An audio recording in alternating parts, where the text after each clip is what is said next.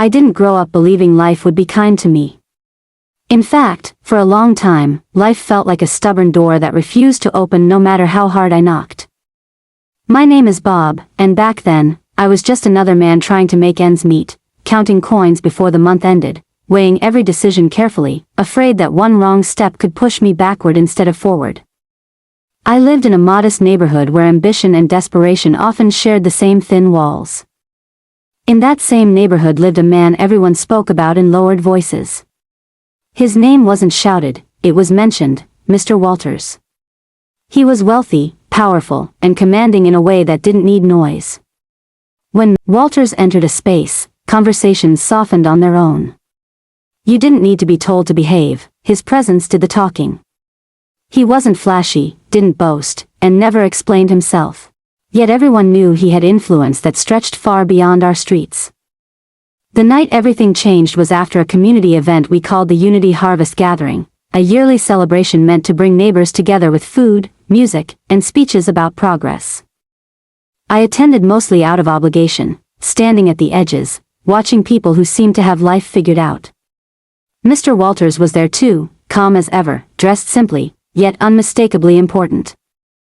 I never imagined that of all people in that crowd, would be the one he noticed. As the event wrapped up and people began to leave, I felt a firm but gentle hand stop me. I turned and saw him standing there, eyes steady, unreadable. "Bob," he said, looking directly at me, "I want you to come to my office tomorrow afternoon. I have something to show you." That was all. No explanation. Just those words. My heart skipped in a way I couldn't explain. When a man like Mr. Walters asks for your time, your mind races. Had I offended him? Said something wrong? Was I about to be accused of something I didn't even know about? That night, sleep avoided me like it had something better to do. I replayed every interaction I'd ever had with him, every glance, every silence, searching for a mistake. The next day, I arrived at his office early. The building itself felt heavier than normal, like it carried secrets in its walls. Inside, his office was quiet and orderly. Books lined the shelves. Papers were stacked neatly. A desktop computer sat beside a laptop, both untouched, as if the real business of that room happened somewhere deeper than screens. But what caught my attention immediately were two brown envelopes placed neatly in front of him on the desk. He didn't greet me right away. He just looked at me for a moment, then gently tapped the envelopes with his fingers. "Do you see these envelopes?" he asked. "Yes, sir," I replied, my voice lower than usual. "This," he said, pointing to the first envelope, "is the path of shortcuts. It is filled with quick gains, fast money, easy pleasures, and bending rules. At first, it looks sweet. But in the end, it carries bitterness." Then he tapped the second envelope. "And this is the path of patience. It is filled with struggle, discipline, rejection, and hard work. At first, it tastes bitter. But in the end, it carries sweetness." I stood there, confused, unsure whether I was being tested or taught. "Sir," I finally asked, "why are you showing me this?" He leaned back in his chair, and for the first time, the hardness in his eyes softened. "Because I see where your life is going," he said calmly. "You are intelligent, Bob. But you are also restless. People like you often feel tempted to rush. You will think the first envelope is easier. But hear me clearly, whatever you gain fast, you will lose faster. The real reward of life is not speed. It is endurance." Then he did something that made my breath catch. He slid the envelopes closer to me. "Pick one." My hands trembled slightly. "Sir, pick one?" "Yes. Right now. It is symbolic. The choice you make today will follow you." In that moment, my mind argued with itself. Who wouldn't want life to be easy?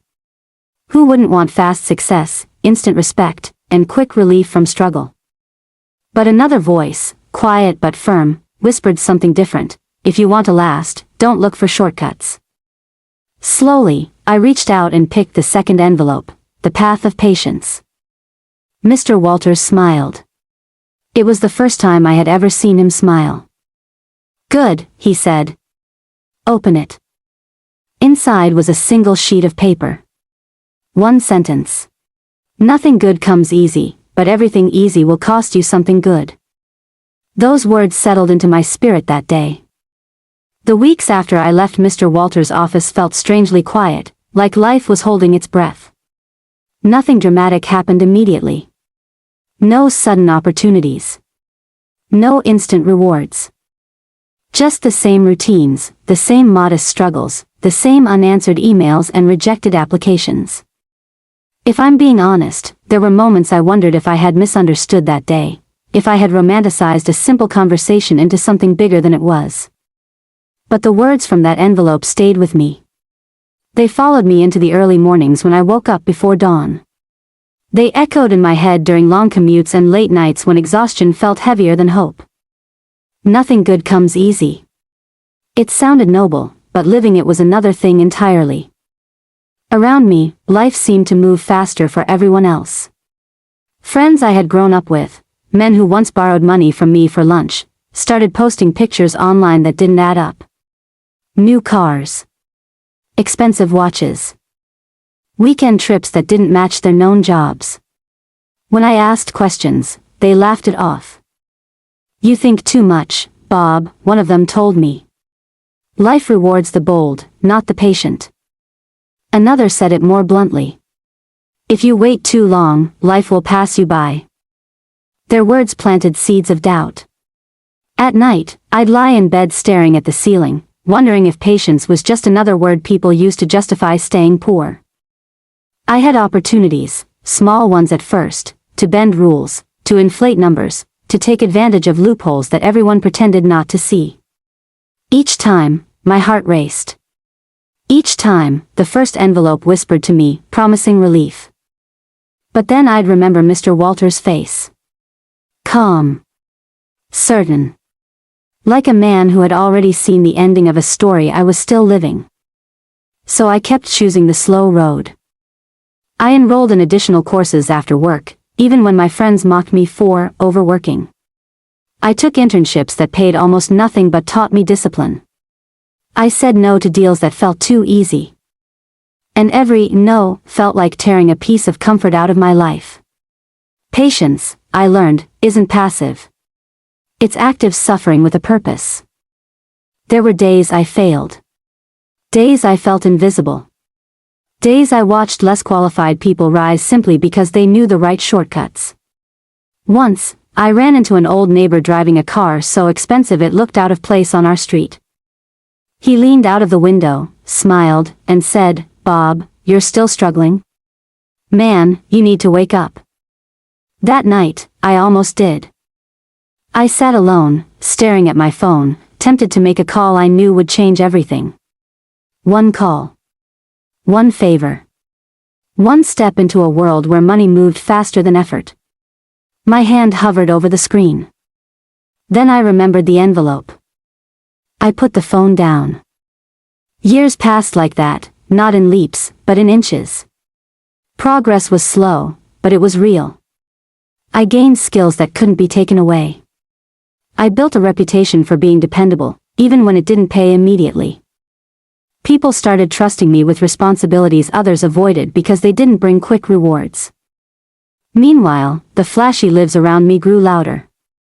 Parties became bigger. Cars became newer.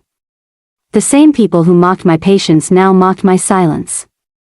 "You're too clean for this world," one of them said, laughing. But something else was happening quietly beneath the surface. I was becoming stable. Grounded. Unshakable. While others chased excitement, I was building structure. While they counted cash, I counted growth. Then, one evening, I ran into Mr. Walters again, unexpectedly. He hadn't changed much. Same calm presence. Same measured steps. We exchanged greetings, and for a brief moment, I wanted to tell him everything, to confess my doubts, my struggles, my near mistakes. But he didn't ask. He simply said, "Still walking your path?" "Yes, sir," I replied. He nodded once. "Good. The path always tests before it rewards." As he walked away, I realized something powerful. That day with the envelopes wasn't about choosing wealth or poverty. It was about choosing who I would become before choosing what I would have. And deep down, even on the hardest days, I knew this chapter of waiting was preparing me for something far greater than I could see.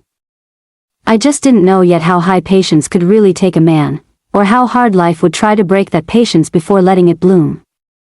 By the time I turned 30, life had begun to separate people in ways I never expected.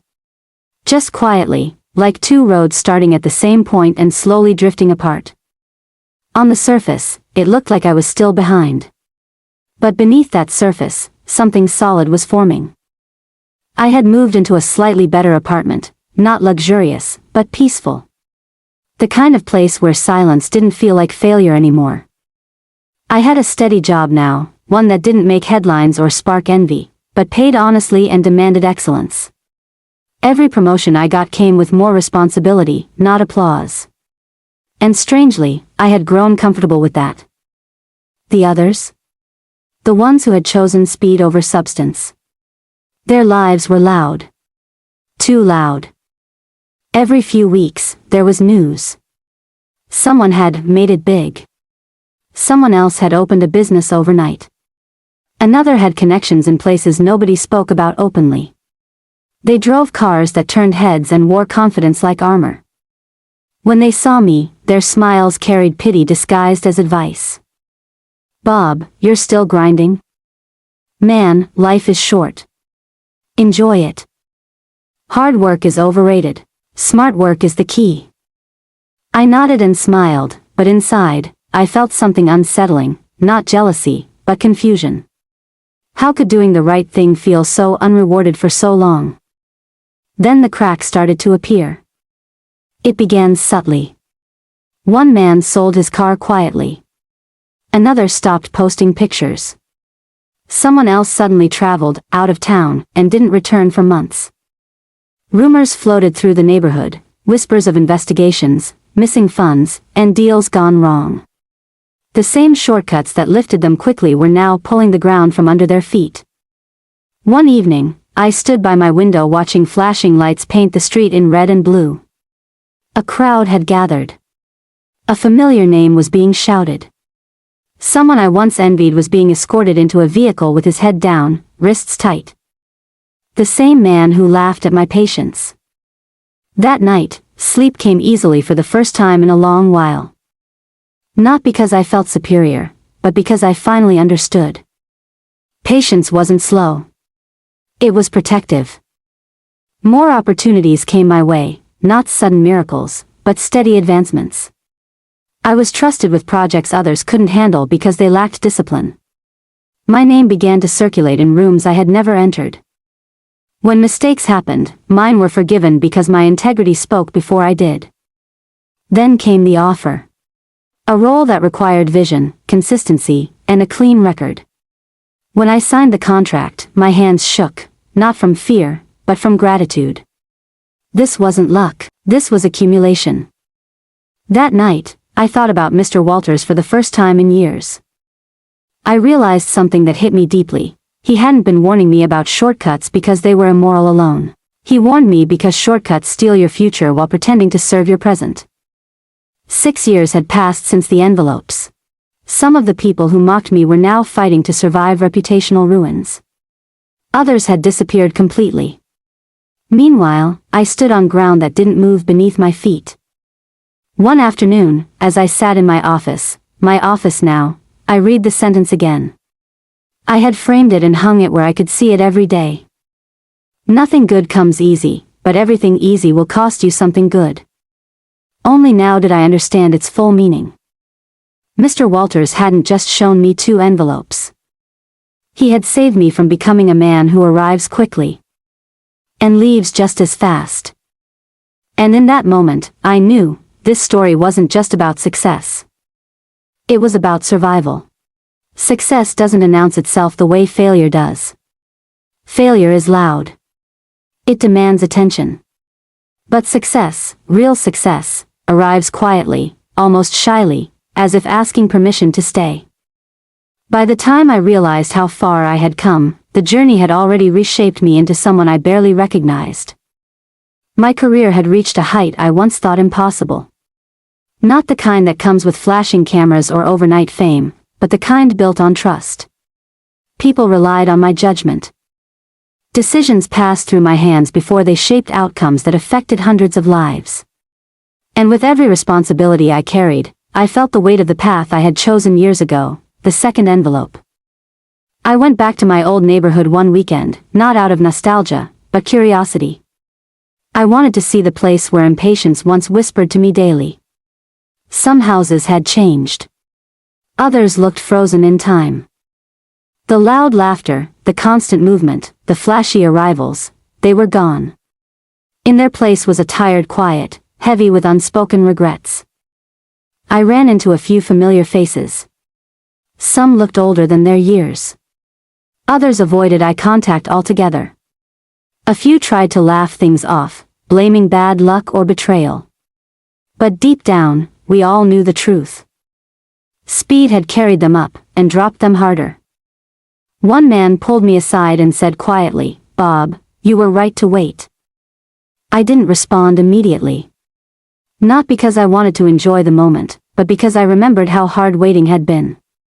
How lonely it felt when patience looked like foolishness. I simply nodded and said, "I just chose differently." That night, I visited Mr. Walter's old house. The gate was locked. The walls looked untouched. A neighbor told me he had moved away years ago, leaving no forwarding address. No farewell. No explanation. Just gone, like a teacher who steps back once the lesson is learned. As I stood there, something settled in my chest. That day in his office wasn't just guidance. It was intervention.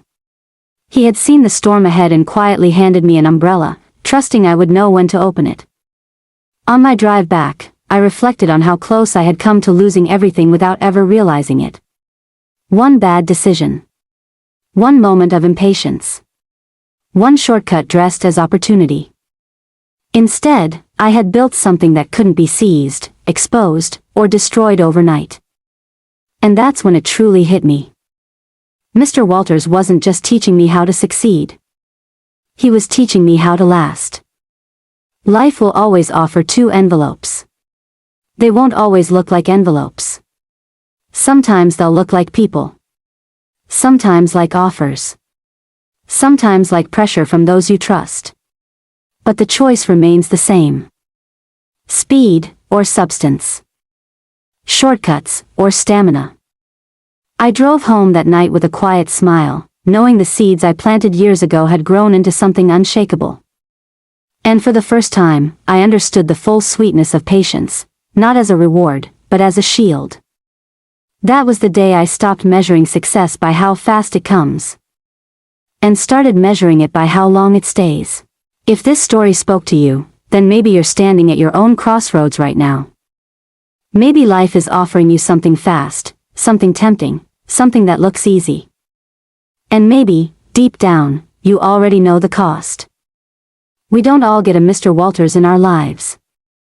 But we all get choices. So tell me in the comments. Backhand index pointing right, if those two envelopes were in front of you today, which one would you pick, and why? Your story might be the lesson someone else needs to hear. And if you enjoy real-life stories that don't just entertain but teach, stories that reflect real struggles, real decisions, and real consequences, then subscribe to this channel. Because sometimes, the story you hear today is the mistake you avoid tomorrow.